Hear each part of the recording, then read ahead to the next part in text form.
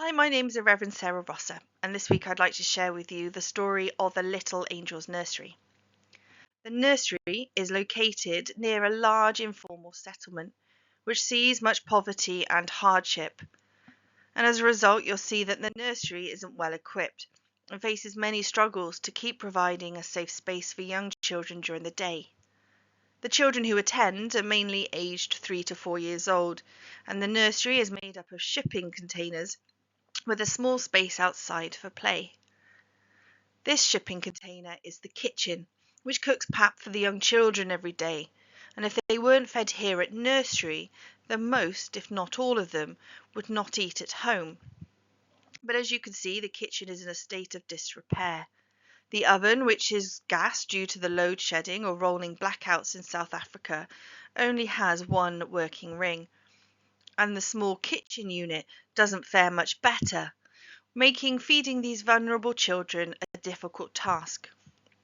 In another shipping container, we found the toilets, but as you can see, they're not safe to use, with leaking waste pipes, smashed mirrors, and broken toilet basins.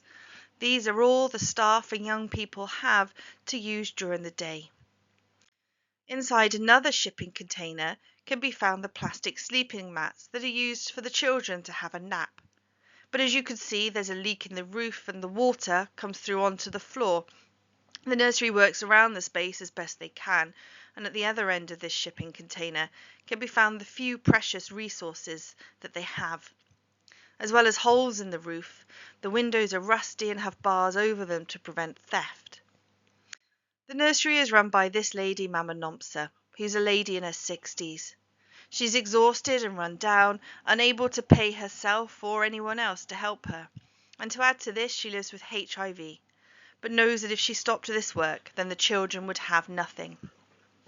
Mama Nompsa did find this gentleman going through the bins one day and offered him a place to stay in exchange for helping with the upkeep of the site and sleeping there so that he would deter thieves.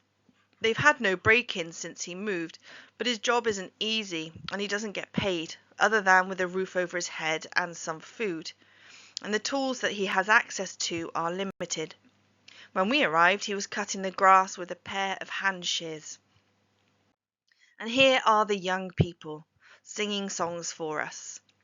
This shipping container is their teaching room, and although they've got limited access to even the simplest things like pens and paper, they sang to us the message that you see hung on the wall, affirming that they are special and loved and truly precious. And they're taught to have ambition and hope, with one of the songs that they sang to us describing what each one wanted to be when they grew up, including doctors, nurses, and teachers. And in case you think that this is the only way nursery can look in South Africa, in case you think there's not enough money in the country, these pictures of a fee-paying school in the same city show just what disparity there is. And our twin diocese in the Highveld tries to provide assistance to projects such as Little Angels to provide a hope and a future in the name of God.